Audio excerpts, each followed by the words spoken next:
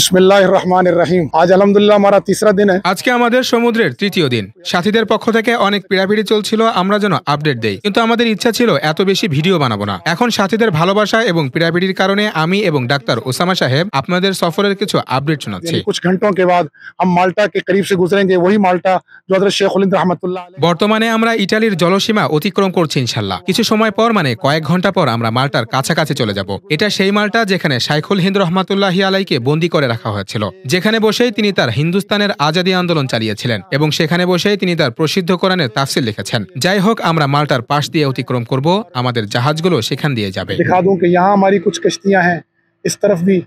আর ওই যে দেখুন, আমাদের আশেপাশে কিছু জাহাজ এসে একত্রিত হয়েছে। আমাদের বন্ধু বান্ধবদের জাহাজগুলো একের পর এক দেখা যাচ্ছে। আমি আপনাদের দেখানোর চেষ্টা করছি। ওই পাশে আমাদের কিছু জাহাজ দেখা যাচ্ছে এবং এদিকটাতেও আরো কিছু জাহাজ দেখা যাচ্ছে। একেবারে আমাদের কাছাকাছিও কিছু জাহাজ চলে এসেছে মাশাআল্লাহ। দেখুন, আমি আপনাদেরকে দেখাচ্ছি আমাদের জাহাজের সামনে লাইন ধরে প্রায় ৮-১০টি জাহাজ রয়েছে এবং এর চেয়ে আরো বেশি হতে পারে। এগুলো সব সমান্তরাল রেখায় চলছে। কিছু জাহাজ আমাদের সামনে রয়েছে এবং কিছু জাহাজ আমাদের পেছনে রয়েছে।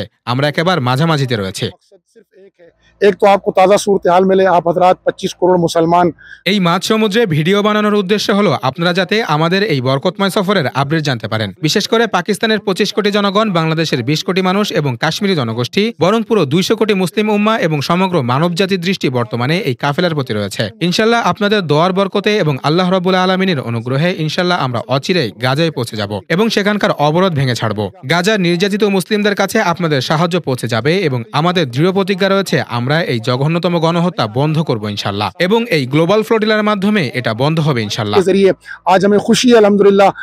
আপনাদের সকলের কাছে দরখাস্ত, যতক্ষণ পর্যন্ত এই কাফেলা সহি সালামতে সেখানে খাদ্য পৌঁছে দিতে না পারবে ততক্ষণ পর্যন্ত আপনারা আমাদের সাথে থাকবেন, আমাদের জন্য দোয়া করবেন, আমাদের সমর্থন অব্যাহত রাখবেন। আলহামদুলিল্লাহ, আমাদের জন্য অত্যন্ত আনন্দের বিষয় পাকিস্তান এবং তার সাথে আরো প্রায় 16টি মুসলিম রাষ্ট্র এই গ্লোবাল সুমুদ ফ্লোটিলার প্রতি সমর্থন ব্যক্ত করেছে। পাকিস্তানের বড় বড় ওলামায়ে একরাম মাওলানা মুফতি ফজলুর রহমান সাহেব, বেফাকুল মাদারিসিল আরবিয়া জেনারেল সেক্রেটারি মাওলানা হানিফ জালান্ধরি, পীর সাকিব রেজা মুস্তাফাই সাহেব, এমনিভাবে মুফতি মুনিব রহমান সাহেব সহ আরো অসংখ্য ওলামায়ে একরাম এবং মুসলিম রাজনীতিবিদ এই কাফেলার প্রতি সর্বোচ্চ সমর্থন ব্যক্ত করেছে।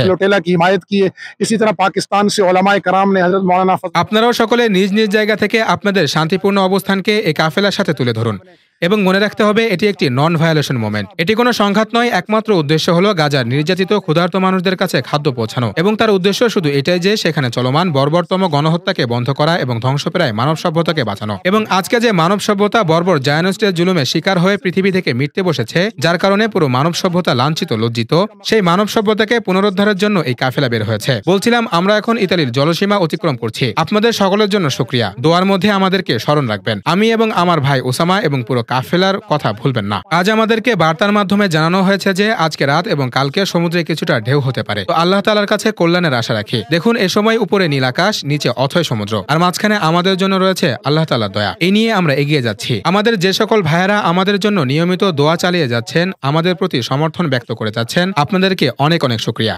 আসসালামু আলাইকুম।